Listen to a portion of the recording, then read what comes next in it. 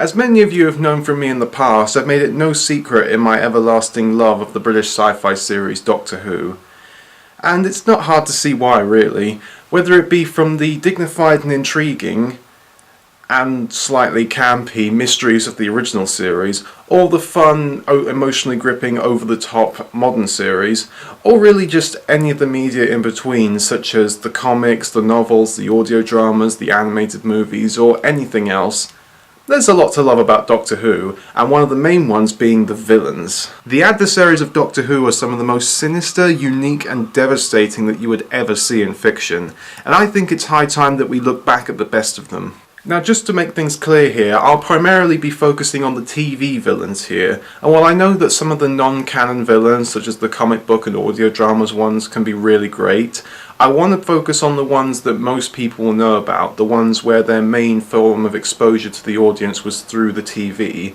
However, their future appearances in non-canon material will be mentioned here, especially since some of them start off as allies and then turn into great villains within the expanded material.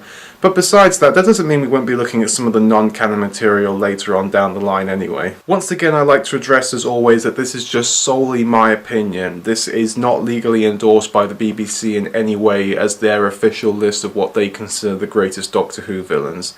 If you want to disagree on this with me, then that's perfectly fine. I do not consider this a stone cold evaluation. I like to be challenged on my opinions, and I like to see what other people think. This is just me as a fan discussing what I think are some of the best of the Doctor Who villainy. But for those who wish to continue to know that, then grab your sonic screwdrivers and silly hats, and we partake in looking at some of the greatest show of antagonism in fictional history. This is the top 13 Doctor Who villains.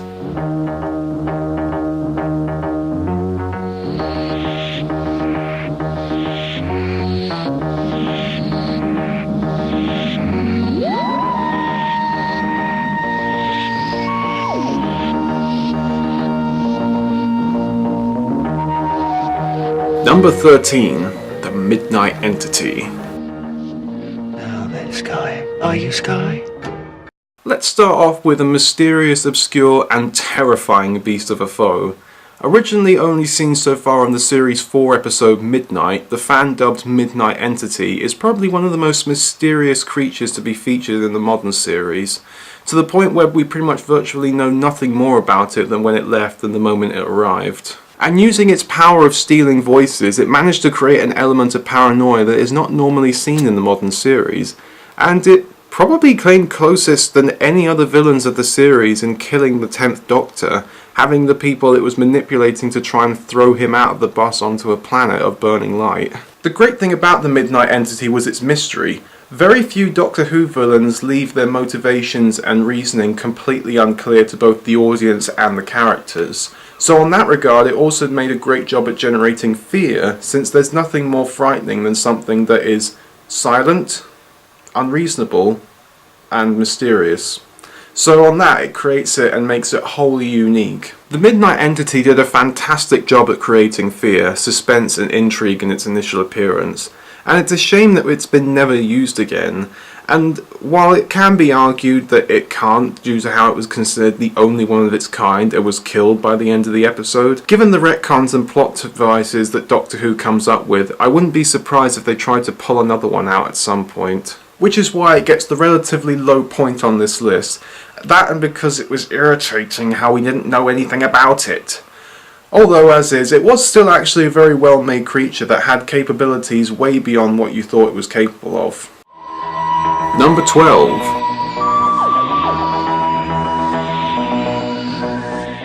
The Gas Mask Zombies. Mummy? The first of many Stephen Moffat penned villains on this list, so warning to those of you who are anti-Moffat.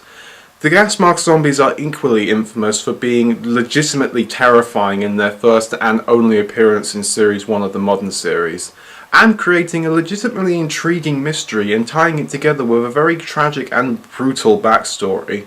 And their creation gave us the one, the only, and the awesome Captain Jack Harkness. Barrowman! The creatures themselves have all the telltale traits of zombies. Slow, lumbered movement and an eerie lack of dialogue, though with the exception of a particularly creepy one-liner. Are you my mummy? But, unlike real zombies, these creatures can make you turn from just a touch, and the process is a truly horrific sight to behold.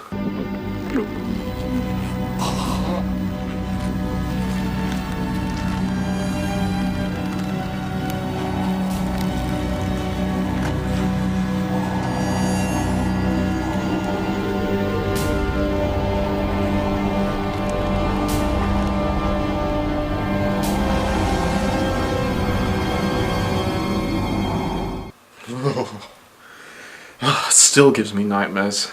The zombies were also a good way in that they kind of were a parallel to the Spanish flu epidemic that went on at the time the episode was set.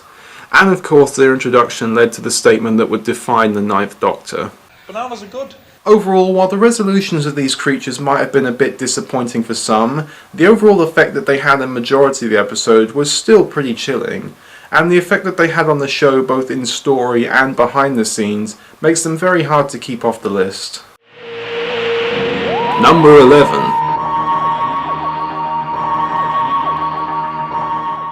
The Valeyard. Why waste your breath on that simple-minded oaf? You cannot speak as though reality is a one-dimensional concept.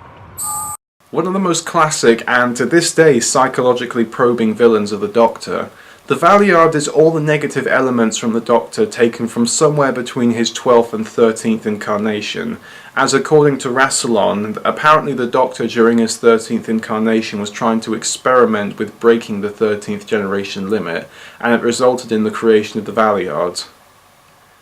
Now, does that sound familiar to anybody? While it's not made clear if this incarnation is from the biological 13th or if it will be the one that will follow Capaldi, it is possible that we may see him again soon. But even if we don't, the idea of having the worst parts of yourself in a separate mind, Jekyll and Hyde style, and for him to turn out to be one of the worst people of all time. Hell, in one episode it's implied that he was Jack the Ripper. That's how much of an arsehole the Doctor could be. It's very poignant to the protagonist and creates a great psychological attack on them, as well as the physical ones that they pose as a villain in the first place. Making the Valeyard a fantastic concept for a Doctor Who villain, and giving him an ability that the other villains within the Rogues Gallery couldn't even possibly live up to. It's just a shame though that he was never really used that often. And to be honest, he wasn't really used to his full potential, both as a concept and also in comparison to the other Time Lord villains. Though the effect that he had on the show, particularly when he toyed with the Sixth Doctor's mind in the fantastic multi-part story Trial of a Time Lord, where he even managed to outshine Brian Bloody Blessed's performance, does allow the Antithesis Doctor to make this list. I just wish he could make a reappearance again someday soon. I mean, it's not like the modern series has a lack of classic villains running around anyway, so just throw another one in there. And I'd personally love to see Capaldi's attack eyebrows go up against the Valeyard's attack cheekbones. Number 10?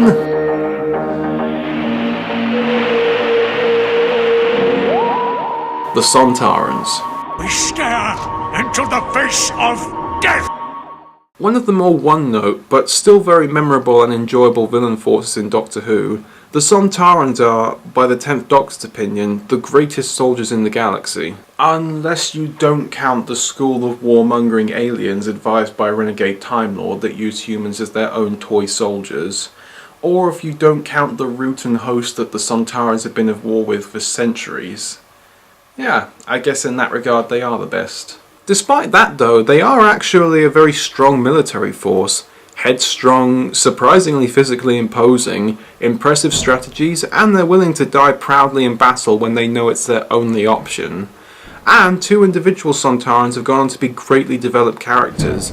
the popcorn torturing comedy relief of Commander Strax, and the surprisingly well-rounded and noble individual of Commander Carr, the self-proposed last Sontaran from the Sarah Jane Adventures. While I may sometimes blur the line of uneasy ally and an enemy to the Doctor, the amount of times he's had to face them and the itchingly close times they've come to defeating the Earth, sometimes even closer than some of the other more major military standing forces in Doctor Who, does make them an impressive villain force.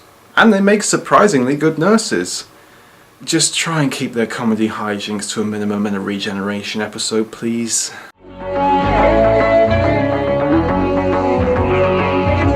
Number 9. The Trickster. Ephemeral minds are so limited. But George, the Trickster's not a real Doctor Who villain. That is technically true.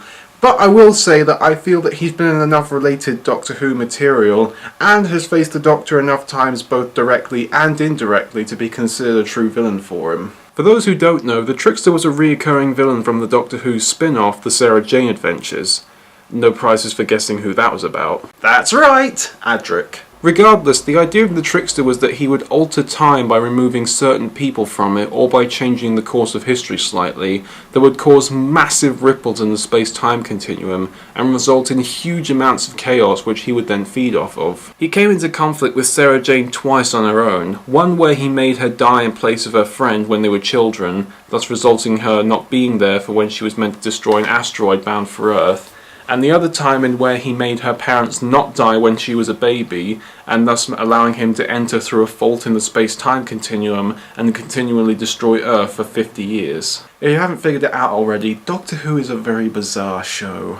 His 2 appearances in the show were 2 of the best episodes in Sarah Jane Adventures, but he wasn't done there, and in the last time he appeared, The Wedding of Sarah Jane Smith, he did foresee his attack, but he was too late to get there in time to stop it. Which is both a rarity and rather ironic given the fact that he has a time machine. However, with her son Luke, his friends Ronnie and Clyde, and of course K9, he managed to defeat the Trickster supposedly once and for all, but we know all too well that one of his associates eventually messed around with Donna and her cardinal direction skills. The reason why I like the Trickster so much and the reason why I put him on this list is that I feel that he's the closest thing in this series that we have to the devil besides this guy. But while the Beast of the Pit masterfully embodied the look and presence of the devil, the Trickster masterfully portrayed the personality and the powers of one, being able to make people make choices that they eventually live to regret, and normally in situations that they can't say no to, making him a very surprisingly powerful villain force and also giving up some really great moments. Plus, he's got an awesome look, which actually is rather surprising given that he was born into a show where monster designs would often look like this. Overall, a fantastic villain. It's just a shame that he got the same treatment for his character that the Valeyard did. Number 8.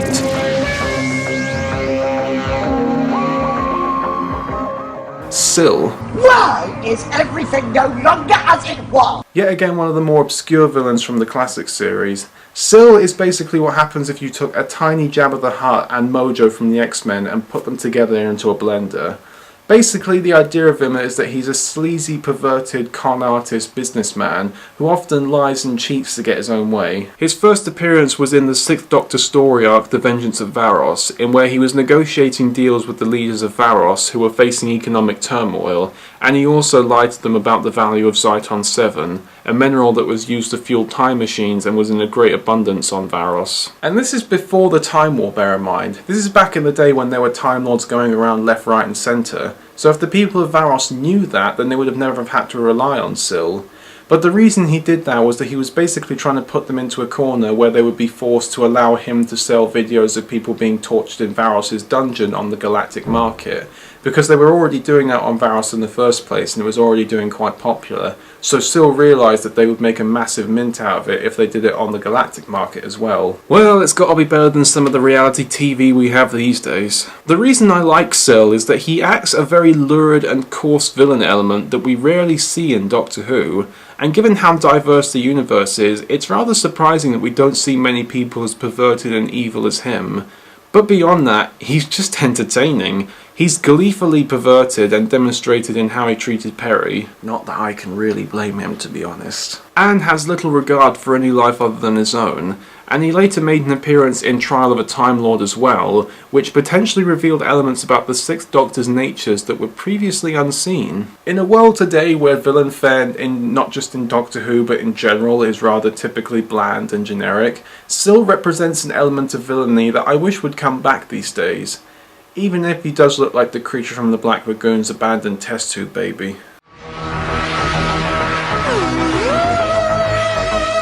Number 7.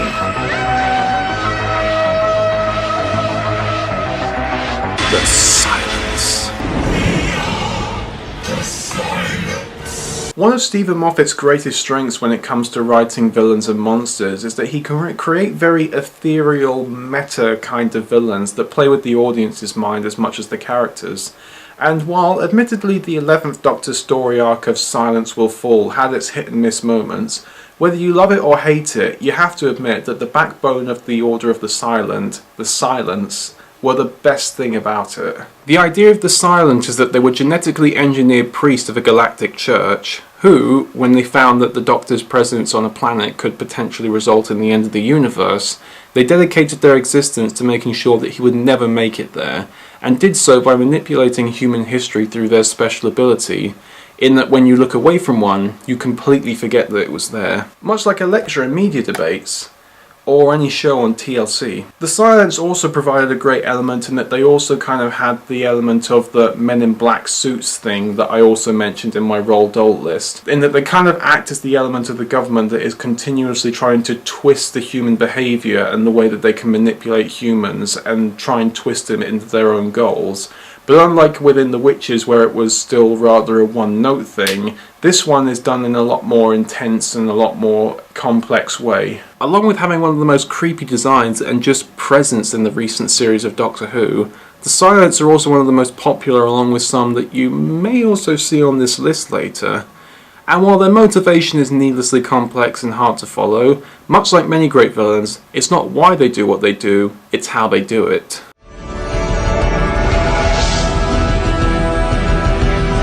Number 6.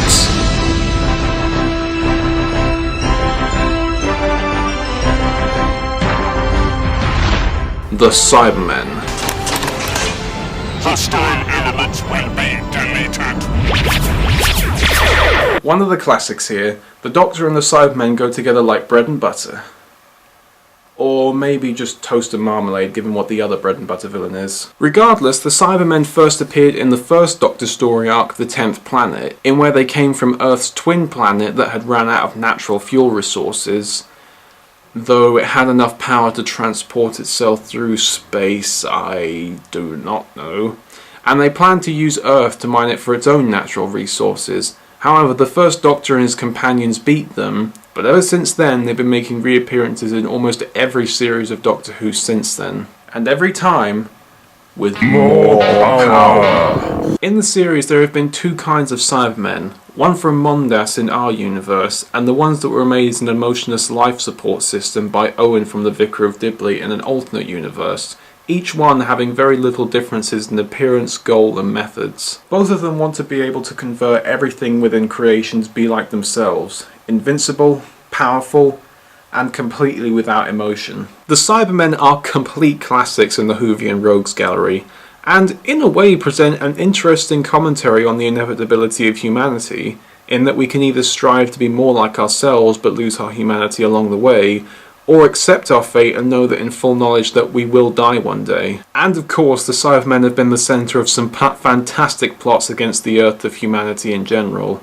whether it be through destroying the Earth by manipulating earthquakes, full-scale invasions, disguising themselves as ghosts to invade another dimension, resurrecting the dead, or ripping off the Borg. The Cybermen have always posed a massive threat to the Doctor ever since their first appearance, and they're definitely not going away sometime soon. And I guess in that regard, in comparison to us, you could say that they have more power. I know I've already done it once, but it's a cool line. Number 5.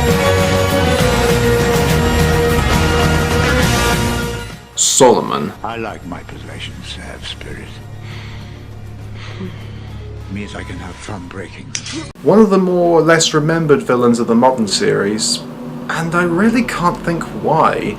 He's despicable, slimy, he gets away with some pretty dastardly things, he's in an episode where the title alone demands to be watched, and he's played by classic character actor David Bradley, who would go on to ironically play William Hartnell in the Adventures Through Time and Space special. How do people not remember this guy? For those who don't know, Solomon was really nothing more than just a pirate and a merchant, willing to make any deal or do anything for a sale.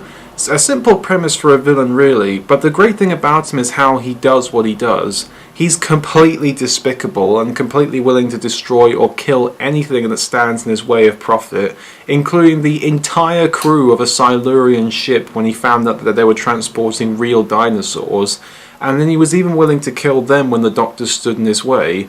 And much like Sil, his very sick and perverted behaviour towards certain characters, particularly Nefertiti in this episode, made his tone even more despicable. Solomon is a perfect example of a villain that we need more of these days, motivated by very selfish and self-centered reasons, but the way he does it and the way he's portrayed makes him very compelling and interesting. Plus, he's performed masterfully, as Bradley's Filch-esque performance makes him a perfect casting choice. It's basically a shame that he's not really been featured ever since then, and his entire reason for existence was basically just to be made a footnote in the Name of the Doctor episode. However, on that note, his dispatchal within the episode has been a hotly debated element amongst the 11th Doctor ever since. Even so, with the element of the villains appearing in spin-off material before the Doctor meets them for the first time is very often used within their plots, I would definitely like to see Solomon return, though preferably without Mitchellbot and Webtron. Number 4.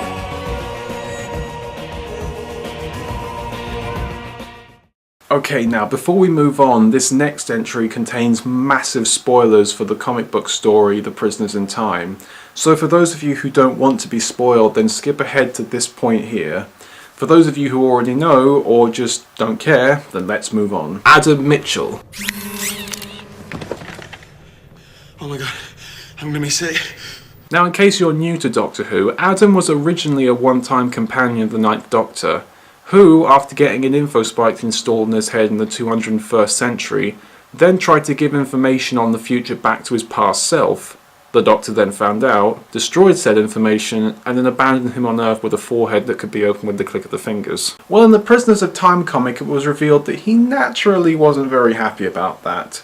And after his mother died of a brain aneurysm, which he could have potentially helped with all the future information that the Doctor deleted, he then dedicated his life to finding out everything he could about the Doctor, then travelled through time using a stolen vortex manipulator and kidnapped the Doctor's companions one by one, forcing the Doctor to make him feel how he felt when he abandoned him on Earth. While unfortunately Adam's whining nature lasted in his villain guise from his TV equivalent, his ambition and legitimate strategic and comprehensive planning made him out to be one of the most efficient and menacing of Doctor Who's human villains to date, and much like the Valeyard, Adam is a perfect way to get the Doctor and on a psycho-personal level, forcing the Doctor to see himself in his darker and more harsher qualities. And also make him ponder if his nature of taking humans on board is really a gift or a torture to them post-travel. And while it is also explored in Torchwood and the Sarah Jane Adventures, Adam's extreme verbal beatdown of the Doctor takes it a level to none had previously explored. This, and also coupled with his unique character development that very few in Doctor Who have ever gone through,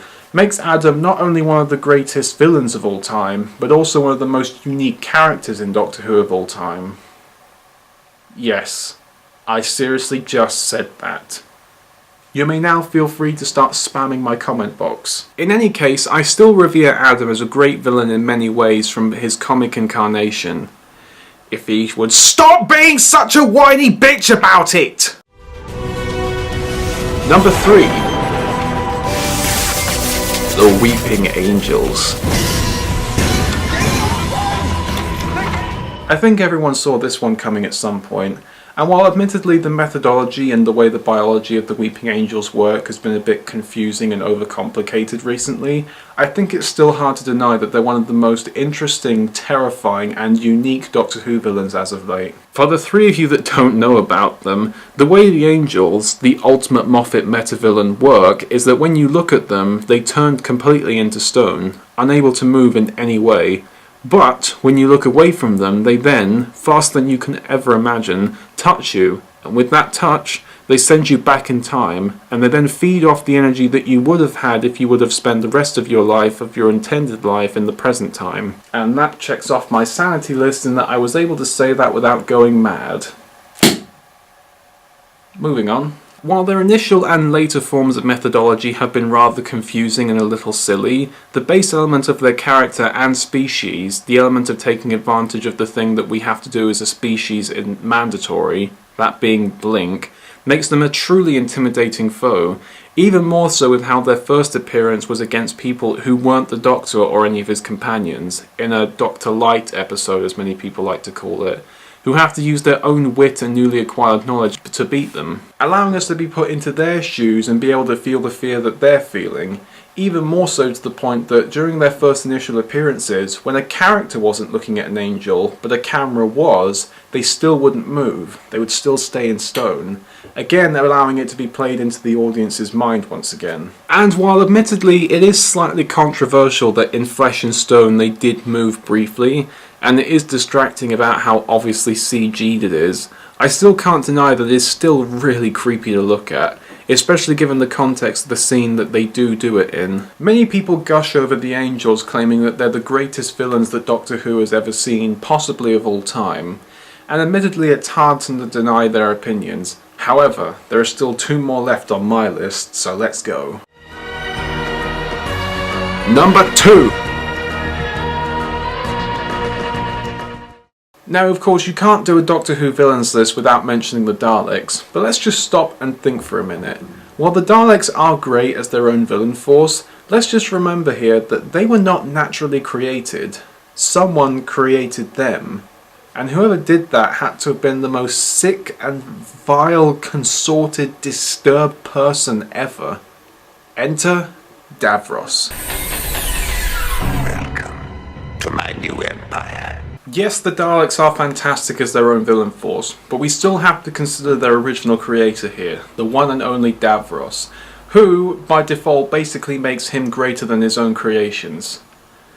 Although, the Daleks have had the occasional tendency to want to keep overthrowing him, but much like the Cybermen, Davros keeps coming back, and even though he has been overthrown several times, his creations still owe their lives to him, and without him they wouldn't even have an inch of their strategic planning and forcefulness. Davros was born on Skaro, and during his youth he was drafted into the war between that of his own race, the Khalids, and the other native race of Skaro called the Thals, and after an incident that left him without his eyes, his right hand, and the ability to walk, he became an isolated creature from the rest of the Khalid society, but was still helping to engineer the march of progress in the war through his scientific genius, and eventually helped create genetically engineered soldiers, partially in his own image, the infamous Daleks, programmed to destroy anything not Dalek. Which unfortunately meant him too. But despite his horribly ironic fate, he then survived, and since then has been a constant thorn in the side of the Time Lords and the Doctor himself ever since. Commanding most of the Daleks in the Dalek Civil War, the entire Dalek fleet in the Time War, and even coming up with a plan to destroy all of reality by using planets as an energy source. Davros stands above the Daleks in both command and character, from being as ruthless and evil as they are, being capable of imagining fantastic and horrific capabilities and creations, being gleefully manic and malicious, and being mentally better than everyone around him, and clearly knowing it. Davros is basically the equivalent of the snooty stuck-up kid at a school. You hate him, but at the end of the day, he's still better than you at what he did. He's also, again, an interesting counterpart to the Doctor in that he's close to being as smart as him, but uses his knowledge in the complete opposite way, and will often call the Doctor's life choices and methodology into question with legitimately thought-provoking conclusions. In short, while Davros is absent from the main series for the most part, his legacy lives on in his creations and horrifying creatures that he's spread out amongst creation, and only the Dalek Emperor and the Cult of Skaro have even come close to reaching his power and charisma. Now, before we move on to the ultimate number one, a couple of honourable mentions. The Great Intelligence, the Vashta Narada, the SiIurians, the Ice Warriors, the Warlords, the Dream Lord, the Autons, Banes, Wood, and Common Sense. You lured me in with your cold grey eyes, your simple smile, your bewitching lies. One and Number one. my bad angel, the devil and me. Now, of course, we all have to ponder the question, who can top all of those guys? Well, with that, we have to ask ourselves a few questions. Who is the ultimate? Who always comes back? Who keeps coming back and always has been a thorn in the side of the Doctor? And who has known the Doctor longer than any other villain in the entirety of the Doctor Who legacy? That's right, it's the Master.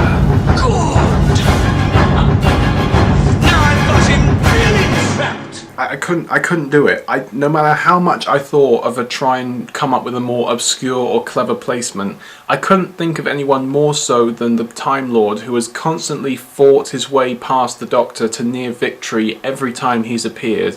Show, audio, comic, novel, whatever, he's always been there and he's always been awesome. Again, for the hermits who don't know, the Master was an old childhood friend of the Doctor on Gallifrey, who, sadly, after his initiation to the Time Academy, went mad and dedicated his life to his own superiority and destructive nature across the entire universe. On paper, the Master can basically sound as if he's basically the Doctor Who equivalent of General Zod from Superman.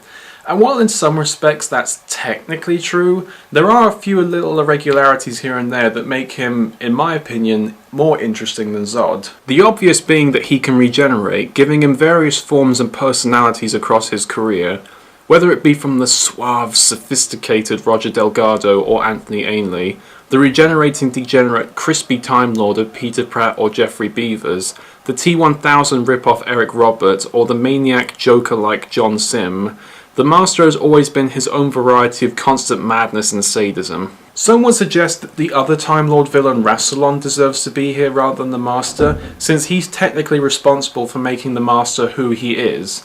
And while that is technically true, the Master has appeared more times and has done a lot more than Rassilon, despite his moments, ever did. And he hasn't even got an ounce of charisma or memorability that the Master does. Plus, let's not forget that the Master did defeat him at one point. The other great thing about the Master, unlike many villains in Doctor Who, or other villains in general, is that he rarely considers anything beneath him. He's willing to partner with anyone, make any compromise, or do anything to gain conquest, and then will completely disregard them as if they were nothing as soon as he's done so. Hell, he teamed up with Adam in Prisoners of Time, despite hating humans, just so that he could get close to the Doctor and get his revenge. That's how much of a brilliant chess master the man is. But beyond that, he's just a legitimately interesting character to keep watching again. He has all of the generic elements of conquest and superiority, but the fact that he's probably one of the most persistent villains of all time, hell, he pretty much dies almost every time he appears, and every time it basically means nothing to him. Death at this point is basically just an enforced holiday that's over before he knows it. He's fantastically smart and comes up with insane plans like setting up organisations to manipulate human behaviour, becoming Prime Minister of Britain and using the human race to end the universe's timeline and kill them all in the past, raising the dead, gaining several kinds of power that have devastated entire planets, masterfully disguising himself and tricking races that can read minds, and cloning his mind and face across the entire human race, and way more than I can even think of. And whether the Doctor truly considers him a villain of his or not, we will always see him as that. He will always be around to cause strife and is capable of doing things that even villains outside of Doctor Who look upon him with jealousy. The Master. The Master of being a pain in the arse for the Doctor. And that was my top 13 Doctor Who villains list. I hope you enjoyed this list. And if you feel that I left any out, or if you have any conflicting opinions, then feel free to leave your 2 cents in either the comment section below or on the Facebook group, link in the description. And so with that, I bid you allons-y, and I'll see you again soon.